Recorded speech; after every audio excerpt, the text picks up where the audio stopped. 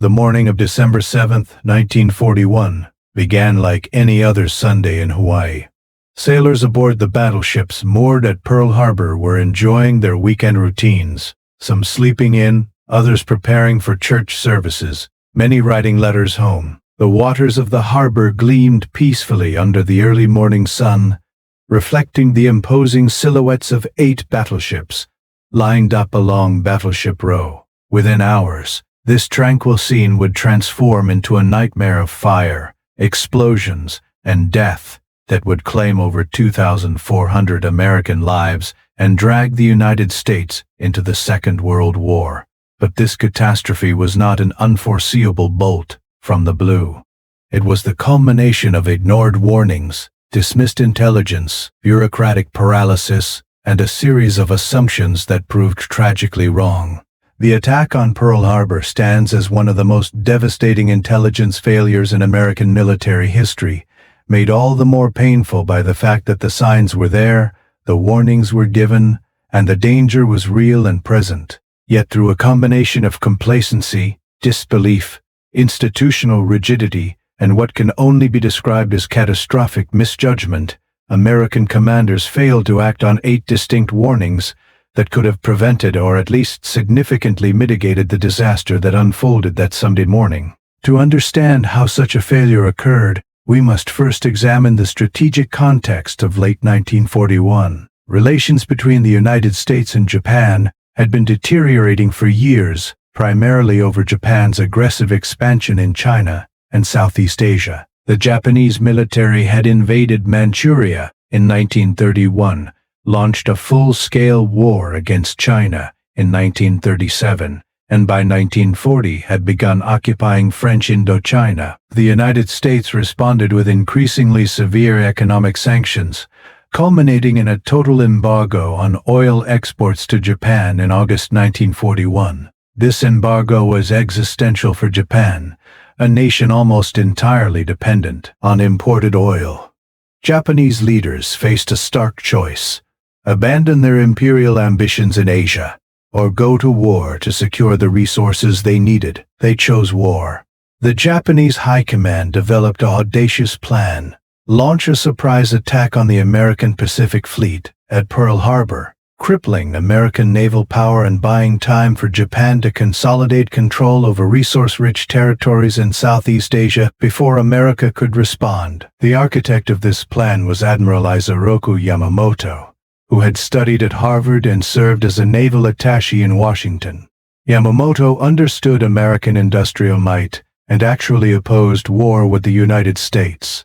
But once the decision was made, he crafted the boldest possible opening move. Throughout 1941, American intelligence agencies collected numerous pieces of information suggesting Japanese intentions and capabilities. The first critical warning came from intelligence intercepts. American cryptanalysts had broken the Japanese diplomatic code, designated Purple, in 1940. This was an extraordinary intelligence coup. Through a program called Magic, American intelligence could read encrypted messages between Tokyo and Japanese diplomats around the world. These intercepts revealed the steady deterioration of diplomatic relations and increasingly bellicose Japanese intentions. By November 1941, Magic intercepts showed Tokyo ordering its diplomats in Washington to continue negotiations while simultaneously preparing for military action. Messages spoke of deadlines, of final proposals, of preparations that must be completed by certain dates. The language was unmistakable to anyone reading carefully.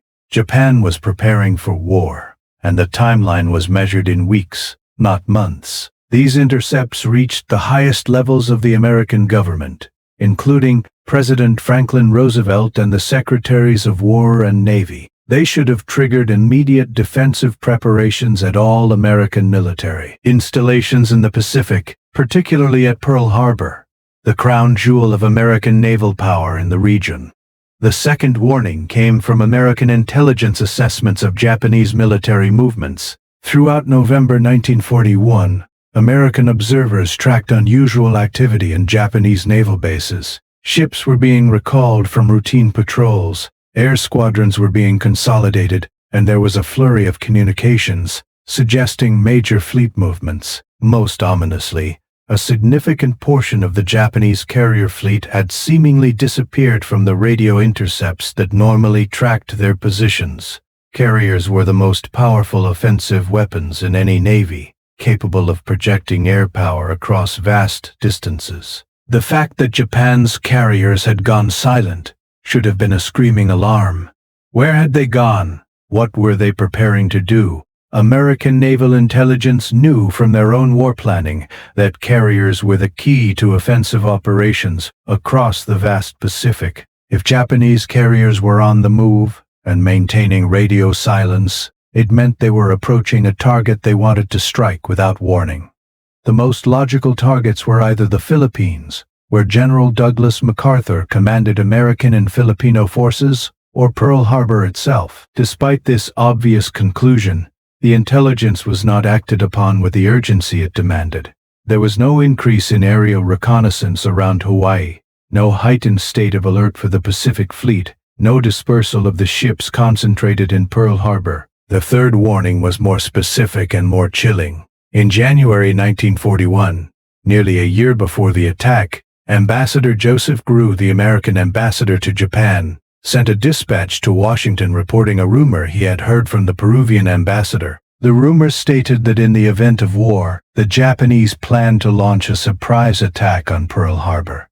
Grew took this seriously enough to report it through official channels. His message reached the State Department and was forwarded to the Navy Department. This was an explicit, specific warning about Japanese intentions regarding Pearl Harbor. It should have prompted immediate defensive planning, war-gaming exercises to test Pearl Harbor's vulnerabilities, and enhanced reconnaissance. Instead, it was largely dismissed as speculation.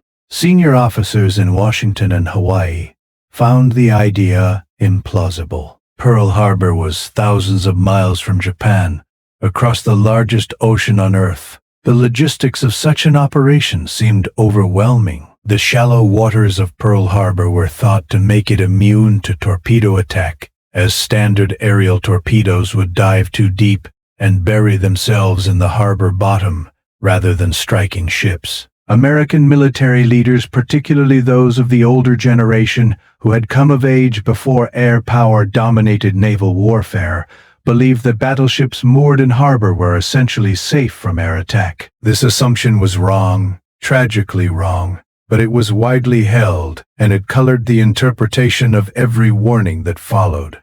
The fourth warning came from observations of Japanese diplomatic behavior in the weeks before the attack. Throughout November, Japanese diplomats in Washington engaged in negotiations with Secretary of State Cordell Hull, ostensibly seeking a diplomatic solution to the crisis. But magic intercepts revealed these negotiations were a charade. Tokyo's instructions to its diplomats showed that Japan had already decided on war and was simply going through the motions of diplomacy to maintain the element of surprise.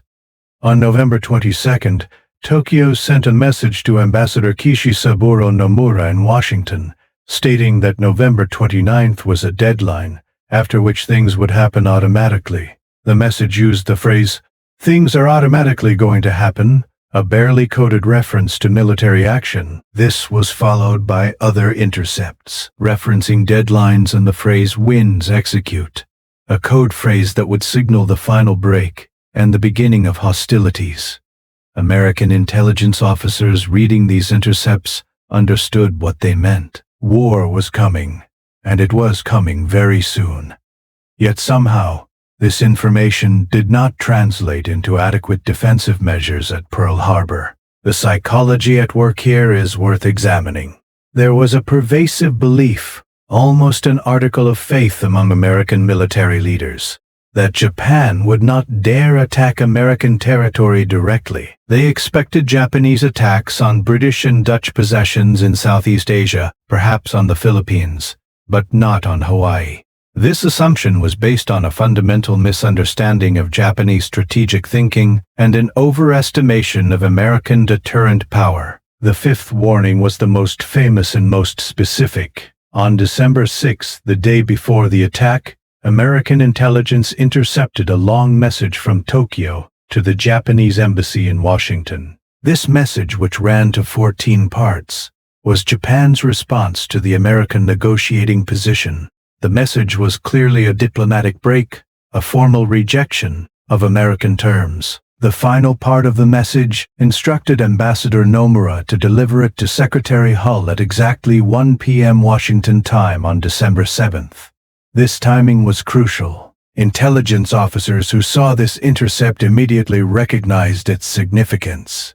Why would Tokyo specify such a precise delivery time unless it related to a military operation? They calculated the time difference and realized that 1 p.m. in Washington would be 7:30 a.m. in Hawaii, the optimal time for a surprise dawn attack. One officer who read this intercept is reported to have said, "This means war." The intercept was delivered to senior officials on the evening of December 6th. The officials in AM, in Fields, in AM said. The intercept was delivered to senior officials. President Roosevelt read it and reportedly said, "This means war." Chief of Naval Operations Admiral Harold Stark read it. Army Chief of Staff General George Marshall read it, though he did not see it until the morning of December 7th due to his weekend schedule. Yet, even with this smoking gun in their hands, no effective warning was sent to Hawaii. A message was drafted for transmission to Pacific commanders, but it was sent by commercial telegram rather than secure military channels because atmospheric conditions were disrupting radio communications. The message would not reach Admiral Husband Kimmel, commander of the Pacific Fleet at Pearl Harbor, until after the attack had begun. The sixth warning came from technological surveillance. The United States had deployed a new technology around Oahu, the island where Pearl Harbor is located. This technology was radar, a revolutionary system that could detect aircraft at great distances by bouncing radio waves off them. On the morning of December 7th, at 7:02 a.m., two Army privates, operating a mobile radar station at Opana Point on the northern tip of Oahu, detected a large formation of aircraft approaching from the north at a distance of 137 miles. This was an enormous radar return, indicating dozens of aircraft. Private Joseph Lockhart, who was experienced with the radar equipment, was astonished by the size of the return. He and Private George Elliott debated what to do, then called the information center at Fort Shafter. They spoke to Lieutenant Kermit Tyler, a fighter pilot who was serving as a pursuit officer with only limited training for the role. This was only Tyler's second day on the job. When Tyler heard about the large flight of planes approaching from the north, he made a fateful decision. He assumed the radar had detected a flight of B-17 bombers that were expected to arrive from the mainland that morning, and he told the radar operators, "Don't worry about it." Tyler's assumption was not unreasonable given the information he had, but it was wrong. The radar operators, uncertain but deferring to an officer's judgment, shut down their equipment at 7:45 a.m. as scheduled and went to breakfast. The aircraft they had detected were 183 Japanese planes from the first wave of the Pearl Harbor attack force. Within 30 minutes, those planes would begin their assault. This warning, unlike the others, was not ambiguous. It was concrete, immediate, and actionable. Had it been properly evaluated and acted upon, air raid sirens could have sounded across Oahu, anti-aircraft guns could have been manned, fighters could have been scrambled, and ships could have been gone moving to disperse positions. The attack would still have occurred, but its effectiveness would have been dramatically reduced. Instead, the warning was dismissed, and the Japanese achieved complete surprise. The seventh warning came from naval reconnaissance, or rather from the lack of it. Standard defensive doctrine for any naval base required constant aerial reconnaissance of the surrounding ocean areas to detect approaching threats. For Pearl Harbor, this meant searching the ocean sectors north and west of Hawaii, the directions from which any Japanese attack would most likely come. These searches should have been conducted daily by patrol aircraft flying set patterns to a radius of at least 400 miles from Oahu. The Pacific Fleet had the aircraft to conduct these searches, primarily PBY Catalina flying boats, which had the range and endurance for long overwater patrols. However, adequate reconnaissance was not being conducted in early December 1941. There were several reasons for this failure. Admiral Kimmel was concerned about wearing out his patrol aircraft and using up aviation fuel for what seemed like a remote contingency. There was also a manpower issue. Reconnaissance missions required crews to fly long, tedious patrols over empty ocean, and there were not enough trained crews to maintain continuous coverage of all sectors. Additionally, there was a doctrinal mindset that saw reconnaissance as less important than training for offensive operations. Kimmel and his staff were focused on preparing the fleet for offensive action against Japanese bases in the Marshall Islands, the planned American response if war broke out. They viewed the likelihood of a Japanese attack on Pearl Harbor as extremely low, so reconnaissance seemed like an inefficient use of scarce resources. This judgment was disastrously wrong. Had proper reconnaissance been flown on the days leading up to December 7th, American patrol planes would almost certainly have spotted the Japanese carrier task force as it approached from the north. The Japanese fleet was huge, 6 aircraft carriers, plus supporting battleships, cruisers, destroyers, tankers, and submarines. Such a force could not hide on the open ocean from systematic aerial search. Detection would have provided hours of warning, time enough to disperse the fleet, launch aircraft, prepare defenses, and possibly even counterattack the Japanese carriers. Instead, no search planes were in the air on the morning of December 7th, when they were most desperately needed. The 8th and final warning came from submarine sightings in the hours immediately before the attack. Beginning in the early morning darkness of December 7th, American ships detected, attacked, and even sank Japanese midget submarines attempting to penetrate Pearl Harbor. These submarines were part of the Japanese attack plan, intended to slip into the harbor and torpedo American ships.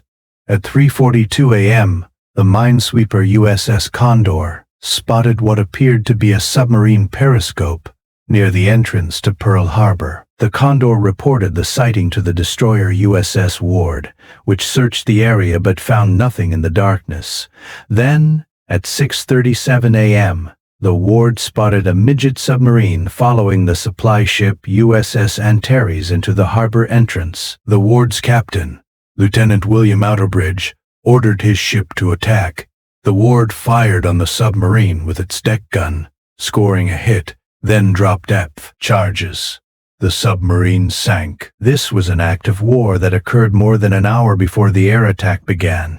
Outerbridge sent a message to the commandant of the 14th Naval District reporting that his ship had attacked and sunk a submarine in the defensive zone around Pearl Harbor. This message was logged at 6:53 a.m. It should have triggered an immediate general alarm.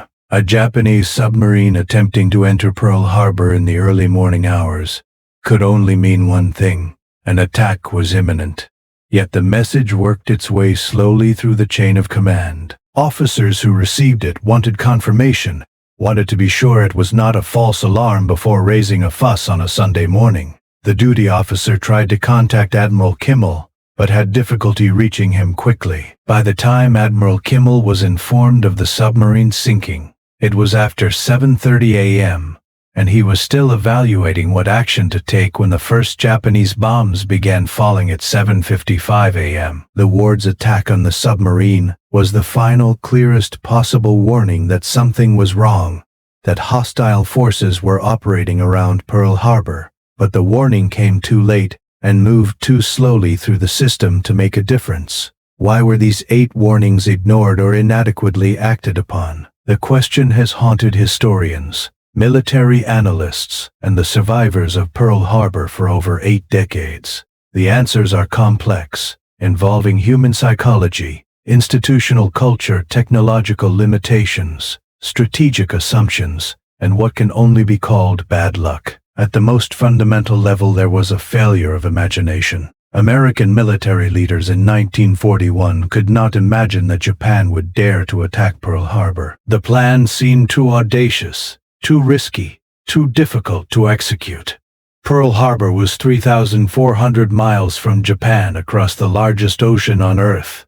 To attack it, Japan would have to send its carrier fleet on a round-trip voyage of nearly 7,000 miles through waters that might be patrolled by American ships and aircraft.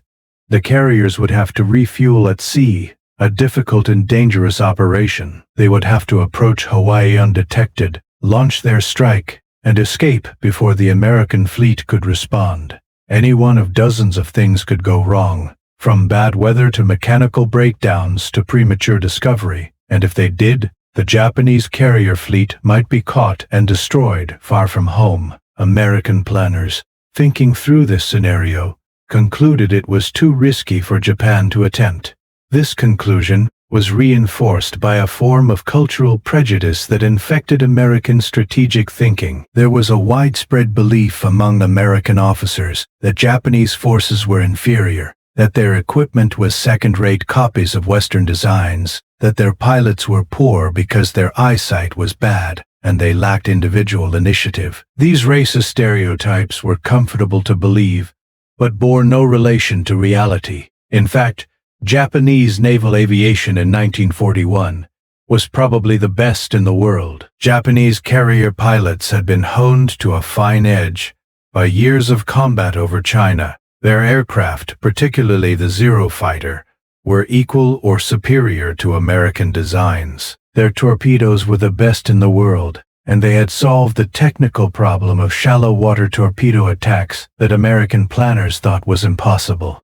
Japanese planning was meticulous, their intelligence about Pearl Harbor was excellent, and their operational security was nearly perfect. There was also a failure of communication and coordination between different parts of the American military and intelligence establishment.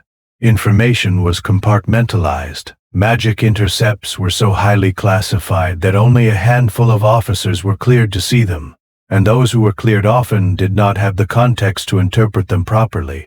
Army and Navy intelligence services were separate organizations that did not share information systematically. Intelligence collected in Washington was not always forwarded promptly to field commanders in Hawaii. Even when information was forwarded, it often came without interpretation or analysis, leaving commanders to draw their own conclusions. Admiral Kimmel and Lieutenant General Walter Short, the Army commander in Hawaii, were not given access to the raw magic intercepts. Instead, they received occasional summaries and warnings that were often vague and contradictory. Both commanders complained after the attack that they had been kept in the dark about the full extent of the intelligence picture. This complaint had merit.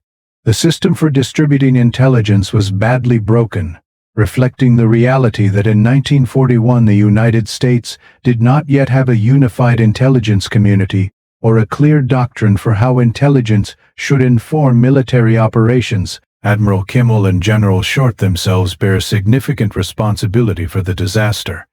Both men received warnings that war was imminent. On November 27th, they received a message from Washington stating this dispatch is to be considered a war warning. Negotiations with Japan have ceased, and an aggressive move by Japan is expected within the next few days.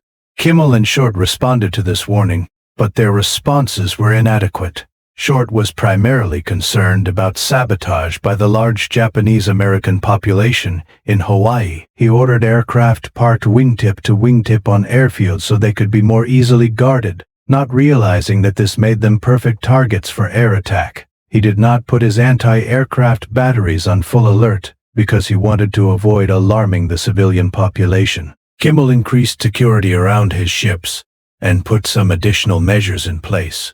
But he did not disperse the fleet to alternate anchorages, did not increase the number of ships kept at sea, and did not order the intensive aerial reconnaissance that might have detected the approaching Japanese force. Both commanders later argued that they had not been told Pearl Harbor itself was a possible target, that all the warnings focused on Southeast Asia and the Philippines.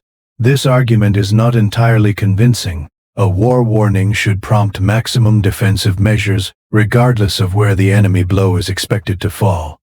The purpose of defense is to be prepared for the unexpected. Kimmel and Short prepared for what they expected, sabotage, and perhaps submarine attacks, but not for what happened, a massive carrier-based air assault. The institutional culture of the American military in 1941 also played a role. The Army and Navy were peacetime organizations being pushed rapidly toward war. Many officers, particularly senior officers, were products of a military system that valued seniority, conformity, and caution over initiative and aggressive thinking. Raising an alarm, increasing alert levels, or taking dramatic defensive measures without clear orders from Washington required an officer to stick his neck out, to risk being wrong and looking foolish. The penalty for overreacting to a false alarm might be a reprimand or damage to one's career. The penalty for underreacting to a real threat was not clear until Pearl Harbor made it horrifyingly obvious. In this environment, caution and deference to higher authority were safer than bold action. Lieutenant Kermit Tyler, the pursuit officer who dismissed the radar warning, exemplified this mindset. He was a junior officer in an unfamiliar role, facing an ambiguous situation. Rather than raise an alarm and risk being wrong, he found a plausible explanation for what the radar was showing and took no action. This was the safe choice, the choice that would not ruffle feathers or disrupt a Sunday morning, and it was the wrong choice. There was also an element of technological and doctrinal lag. Radar was brand new technology in 1941, and most officers did not understand its capabilities or limitations. The radar warning was dismissed partly because the officers evaluating it did not grasp what radar could and could not detect. Similarly, there was a doctrinal mindset that still saw battleships as the dominant weapons of naval warfare. American war planning assumed that any Pacific war would culminate in a decisive battleship engagement somewhere in the Western Pacific, echoing the Great Fleet actions of World War I. This assumption made Pearl Harbor seem like a secure rear area rather than a vulnerable forward position. The idea that carriers could project enough power to cripple a battleship fleet in harbor was not widely accepted. Even Admiral Yamamoto's own colleagues in the Japanese Navy thought his plan was too risky. The Americans were not alone in failing to grasp the revolution in naval warfare that carriers represented, but their failure to understand this had more immediate and catastrophic consequences. Finally, there was simple bad luck and unfortunate timing. The magic intercept that was most clearly a warning of imminent attack arrived on December 6th, a Saturday evening in Washington. Senior officials read it, recognized its significance, but the machinery for getting an effective warning to Hawaii ground slowly. General Marshall went horseback riding on Sunday morning and did not see the final part of the 14-part message until he arrived at his office late in the morning. By the time a warning was drafted and sent, the attack was already underway. Had that intercept arrived 24 hours earlier, there would have been time for a clear warning to reach Hawaii and for defenses to be prepared. Had the radar operators been more insistent, had Lieutenant Tyler asked more questions, had the submarine warning been taken more seriously and acted upon more quickly, would he acted upon more quickly, the outcome might have been different. A series of small decisions and minor delays compounded into catastrophe. The attack itself unfolded with devastating efficiency. The Japanese strike force, commanded by Vice Admiral Chuichi Nagumo, had departed Japan on November 26th and sailed across the North Pacific, maintaining strict radio silence. The route took them through cold, stormy waters that were rarely traveled, minimizing the chance of detection. On the morning of December 7th, the Japanese carriers were 230 miles north of Oahu. At 6 a.m., the first wave of 183 aircraft launched from the carrier decks.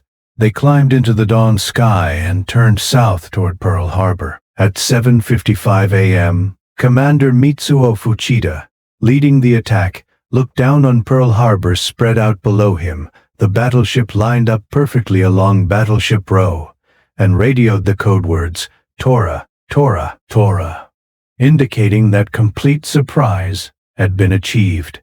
Within minutes, Bombs and torpedoes were raining down on the American ships. The battleships Arizona, Oklahoma, West Virginia, California, Nevada, Pennsylvania, Maryland, and Tennessee were all hit. The Arizona exploded catastrophically when a bomb penetrated her forward magazine, killing 1,007 men in an instant. The Oklahoma capsized, trapping hundreds of sailors inside her hull. The other battleships were damaged to varying degrees. American aircraft parked on the airfields were strafed and bombed, most destroyed before they could take off. A second wave of 171 Japanese aircraft arrived at 8:40 a.m. and continued the assault. By the time the attack ended shortly after 9 a.m., the Pacific Fleet had been savaged. 8 battleships were sunk or damaged, 3 cruisers damaged, 3 destroyers damaged, and 188 aircraft destroyed. American casualties totaled 2,403 killed and 1,178 wounded. The Japanese lost 29 aircraft, 5 midget submarines, and fewer than 100 men. The attack shocked the American nation to its core, and isolationism that had characterized American attitudes toward the war in Europe and Asia evaporated overnight. President Roosevelt's speech to Congress on December 8th, declaring December 7th, a date which will live in infamy, captured the national mood of outrage and determination. Congress declared war on Japan with only one dissenting vote. Within days, Germany and Italy, Japan's Axis partners, declared war on the United States, and America was fully engaged in World War II. The attack unified the American people in a way that nothing else could have. The debate between interventionists and isolationists ended instantly. The nation mobilized for total war with a speed and determination that would have seemed impossible just days before. Paradoxically, the attack on Pearl Harbor, devastating as it was, did not achieve its strategic objectives. Admiral Yamamoto had hoped to cripple the American Pacific Fleet so thoroughly that the United States would be unable to interfere with Japanese expansion for at least a year, possibly longer. In that time, Japan would fortify a defensive perimeter across the Pacific and present America with a fait accompli, a situation where the cost of reconquering Japanese-held territory would be so high that America would negotiate a peace settlement, accepting Japanese dominance in Asia. This strategy was fatally flawed from the start. Yamamoto himself had warned Japanese leaders that he could run wild for 6 months or a year, but after that I have utterly no confidence.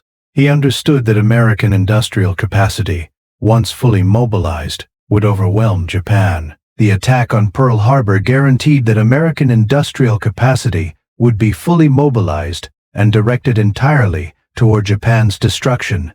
Moreover, the attack failed to achieve even its immediate tactical objectives. The Japanese did not destroy the Pacific Fleet's aircraft carriers, which were at sea during the attack. They did not destroy Pearl Harbor's fuel storage facilities, which held millions of gallons of oil and would have taken years to replace. They did not destroy the repair facilities that would allow damaged ships to be repaired far faster than anyone expected. The Arizona was gone. The Oklahoma would never return to service, but 6 of the 8 battleships hit would eventually be repaired, modernized, and would serve with devastating effect in the campaigns that followed. The attack united and enraged the American people without achieving the strategic paralysis it was designed to produce. In the aftermath, there was a search for scapegoats. Admiral Kimmel and General Short were relieved of command within days. They were subjected to multiple investigations, congressional hearings, and a military commission inquiry. Both men had their careers destroyed and spent the rest of their lives fighting to clear their names, arguing that they had been denied critical intelligence and made scapegoats for failures that originated in Washington. There is some truth to their arguments. They were not given the full intelligence picture, and senior officials in Washington, who had access to better information, also failed to anticipate the attack. But Kimmel and Short were the commanders on the scene, and they had received war warnings. They should have done more to prepare their forces. The truth is that blame for Pearl Harbor must be shared widely. from the highest levels of government down to junior officers who made small decisions that had large consequences. It was a systemic failure, not the fault of one or two individuals. The lessons of Pearl Harbor reverberate through American military thinking to this day.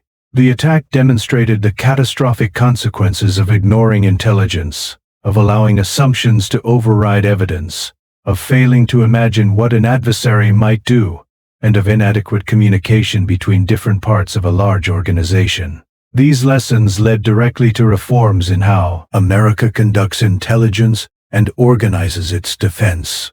The creation of the Central Intelligence Agency after World War II was partly a response to the intelligence failures of Pearl Harbor. The emphasis on joint operations and unified command structures stemmed from recognition that the Army and Navy's failure to coordinate at Pearl Harbor had worsened the disaster. The American military's obsession with readiness, with being prepared for the unexpected, with maintaining high alert levels even in peacetime, traces back to the shock of being caught unprepared that Sunday morning in December 1941.